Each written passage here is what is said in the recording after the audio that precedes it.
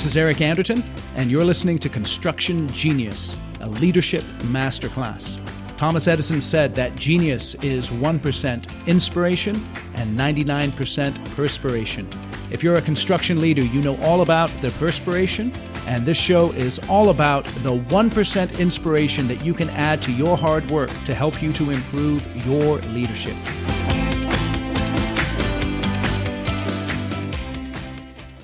The secret of getting ahead is getting started. The secret of getting started is breaking your complex, overwhelming tasks into small, manageable tasks and starting on the first one. That's a quote from Mark Twain, the well-known American author of the 19th century. Welcome to Construction Genius. My name is Eric Anderton. And on today's show, I'm going to describe to you a simple path to incremental improvement. And in doing so, I'm going to share a specific example from a real-life client interaction that I had with a construction executive on one of my coaching calls. And what I want to do is I want to trace this construction executive's journey from seeing a big issue that he has to handle to making a commitment to a small incremental action which will give him feedback and an immediate result within a 2-week time frame.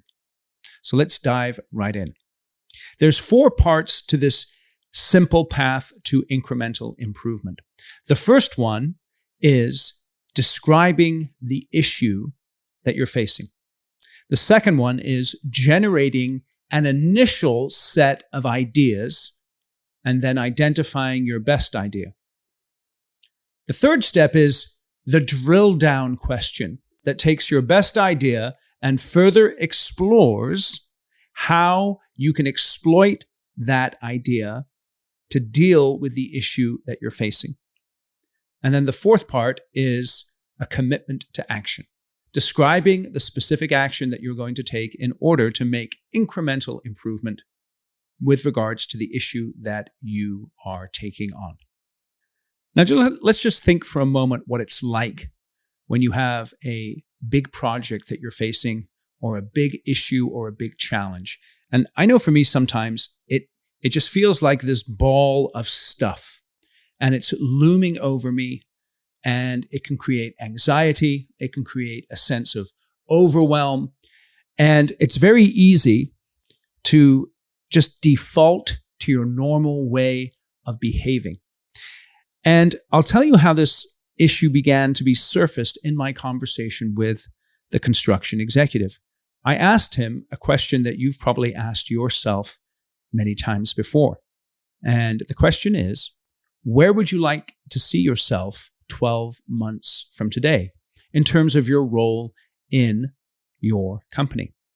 And he's kind of playing a dual role at the moment, with responsibility for operations as well as responsibility for estimating. And he described to me in 12 months' time, he would like to be spending much more time on the estimating side of the business, overseeing his estimators and being a little more consistent in generating bids in his organization so they can build their backlog. Now, he knows he's not there right now. And if you think about where he is today and where he wants to be, there's this big gap. And you get the sense that there's this ball of stuff that I was describing that's really hard to define. And creating a path that you can begin to walk down is very challenging for my client.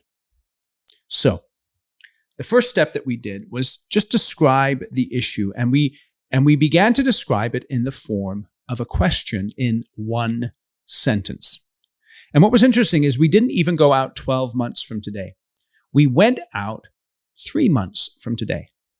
And the way he described the issue was like this: in what specific ways can I increase my time overseeing estimating from 15 to 20 hours a week by March 1st? Now, your issue may not be exactly the same as his. You may have nothing to do with estimating in your company. But as you listen to that question, what do you notice about the structure of it? The structure is very important. You'll notice here that he wants to increase his time in estimating from 15 to 20 hours a week, and he specifically puts that down. Now, ultimately, his goal is to go to 30 hours a week overseeing estimating.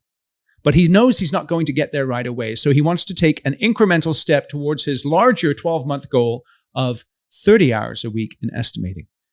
And so he wisely chose to move from 15 to 20 hours. And then the question is framed very intentionally. In what specific ways can I increase my time in estimating from 15 to 20 hours by March 1st? You notice that the question is time-bound, and it is also number-bound from 15 to 20 hours. And the key word here is specific. The reason why specific is so important is because once you're able to describe the issue in the form of a question in one sentence using the sentence structure that I've just described here, and again, you can download this entire process in the show notes. It's a simple one page so that you can see it for yourself. Once you've done that, what you want to be able to do is generate a list of initial ideas. So what you do is you set your timer on your phone for 2 minutes, and you describe your issue, and then you begin to write for 2 minutes as many ideas as you can come up with regards to how you're going to overcome the issue. Those ideas are those incremental steps that you can begin to take towards overcoming the challenge. Now, what's very interesting is that once you generate that list of ideas, you want to take a look at them because, remember, we're talking about incremental improvement here. And one of the mistakes that people make when they're trying to change or when they're trying to make improvement is they try to do too much. First, they get overwhelmed by the ball of stuff that they have to describe and then go to work on, and then they try and do too much. It's kind of like Thanksgiving dinner in the United States, right? People just eat too much. And you go in anticipating a great time, eating turkey and ham and stuffing, and an hour later, you're bloated, you're overwhelmed, and you're falling asleep. And so he looks at that list. He looked at the list of the questions that answers that he came up with to the question, and then he simply picked his best idea. His best idea. And this is the idea he came up with. Reduce my time in operations by functioning more as a project executive and not as a project manager. So currently, he's overseeing project managers, but he's also functioning quite a lot as a project manager in terms of interactions with clients and even helping the project managers solve problems in a very frontline kind of way, as opposed to directing the project managers to solve problems and keeping his hands off when it comes to client interactions as much as possible.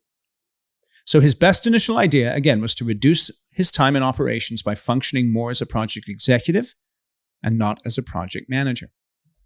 Now, you can just stop right there, but you notice that in that response, there's no real practical actions that he can take which are perhaps measurable or observable.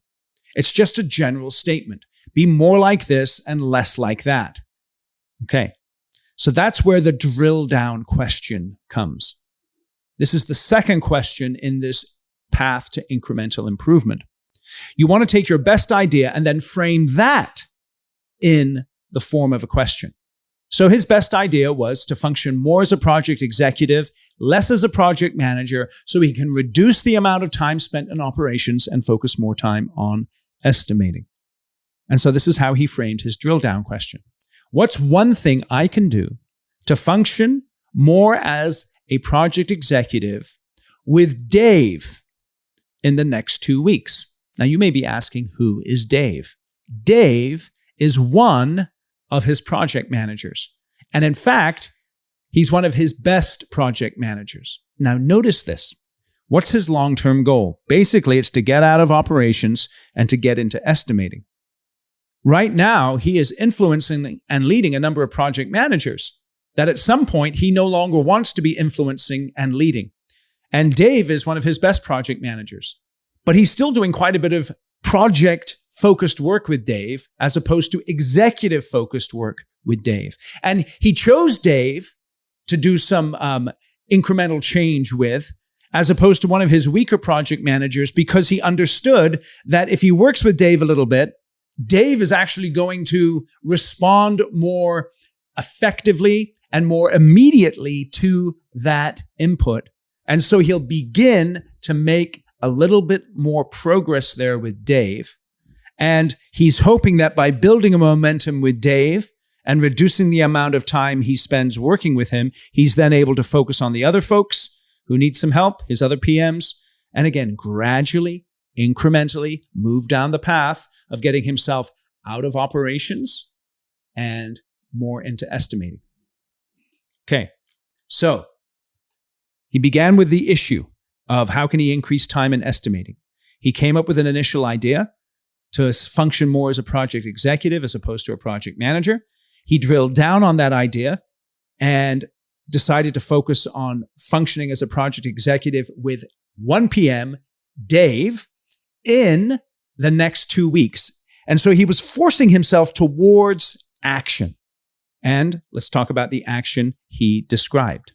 So once you've answered that question, the drill down question, then what you want to be able to do is describe a specific action that you're going to take that will help you to make incremental progress on the issue that you described to begin with. So this is the action he described, and it's this: allow Dave to take the lead in change order negotiations. Again, very simple, relatively small, but directionally correct. In other words, instead of him taking the lead, my client, on change order negotiations with the client, he's going to coach Dave to take the lead on change order negotiations, remove himself from that process, and then just follow up with Dave, give him input, and monitor the situation. What that will do is it will free up just a little bit of time for my client to focus on other areas. And it's that initial first step to reducing the amount of time he spends in operations and shifting it over to estimating. Okay. So we began by talking about the Mark Twain quote, breaking your complex, overwhelming tasks into small, manageable tasks.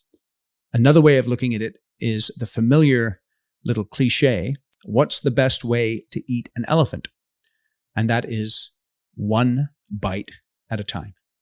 In other words, when you're faced with an overwhelming project, task, situation, issue, describe it as best as you can and pick one area that you're going to go after so that you can make incremental progress. So what you want to do here is very simple.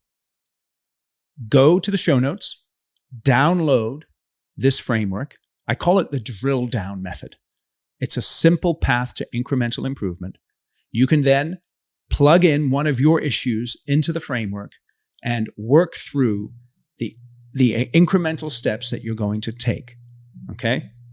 Describe the issue, come up with an initial idea, drill down on that idea, and get to an action item. My name is Eric Anderton. If you're interested in these kinds of conversations, if you think they would be helpful, feel free to reach out to me. And let me tell you who I work with. I work with construction executives from the project manager level up to the CEO level. And I help them as a sounding board to identify the issues that they're facing in their organization and draw out the action items that they're going to take in order to overcome those issues and improve as a leader and drive their businesses forward. That's the kind of coaching that I do. It's simple, it's straightforward, it's right to the point. And if you need a simple, straightforward, right to the point business coach and you are a construction executive, reach out to me on my website, constructiongenius.com. You'll find how you can contact me there. Again, thank you for listening to this episode. And feel free to listen to the next episode. I really appreciate that.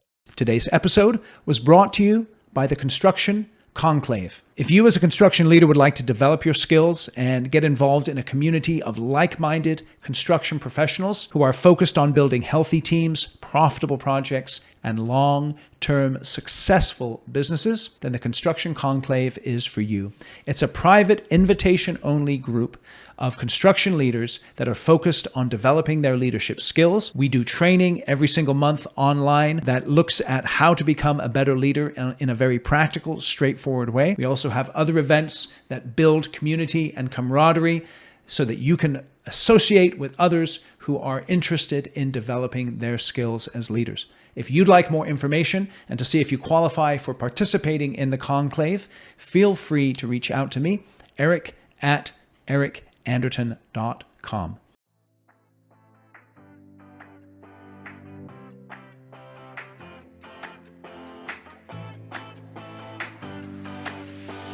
Thank you for listening to this episode of Construction Genius. Hope you found that 1% of inspiration to help you in the next few days. If you like the show, please give us a 5-star review on iTunes, share it with other construction leaders who you think would benefit, and thanks again for listening.